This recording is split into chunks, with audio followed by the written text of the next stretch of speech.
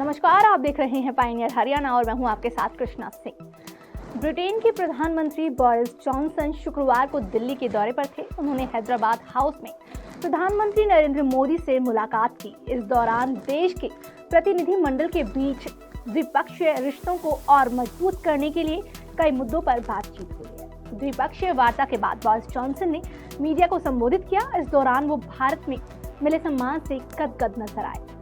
प्रधानमंत्री नरेंद्र मोदी और उनके ब्रिटिश समकक्ष बोरिस जॉनसन ने शुक्रवार को रोडमैप 2030 सहित द्विपक्षीय संबंधों के सभी आयामों की समीक्षा की और इस वर्ष के अंत तक मुक्त व्यापार समझौते पर बातचीत को अंतरिम रूप देने का निर्णय किया।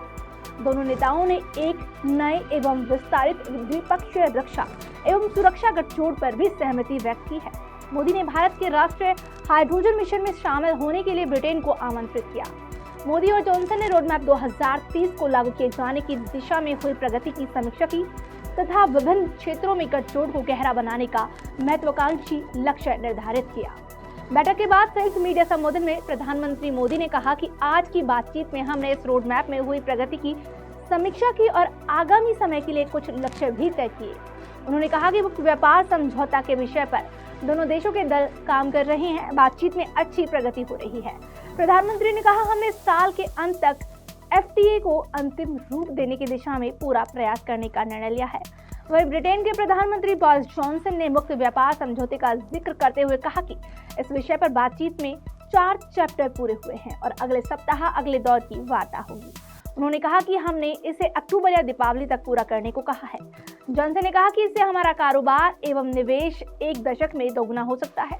बैठक में दोनों नेताओं ने क्षेत्रीय और वैश्विक स्तर पर हो रहे अन्य घटनाक्रमों पर भी चर्चा की और एक खुली, समावेशी और नियम आधारित व्यवस्था हिंद प्रशांत क्षेत्र में बनाए रखने पर जोर दिया।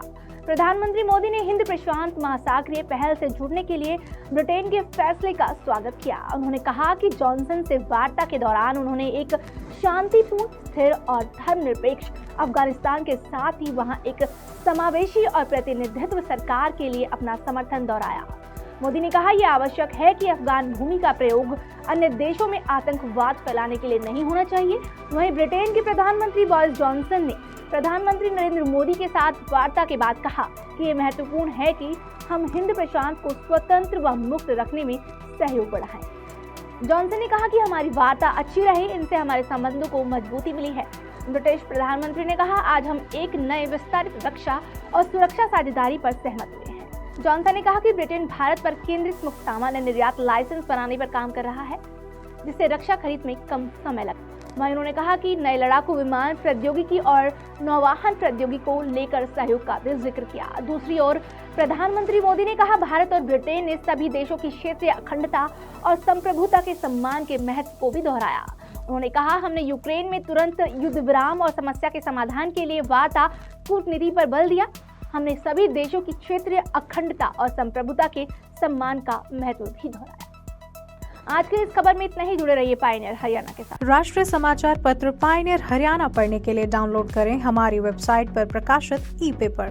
दिन भर की तमाम छोटी बड़ी खबरें देखने के लिए सब्सक्राइब करें हमारे YouTube चैनल को। वीडियो को लाइक, शेयर और कमेंट करना ना भूलें।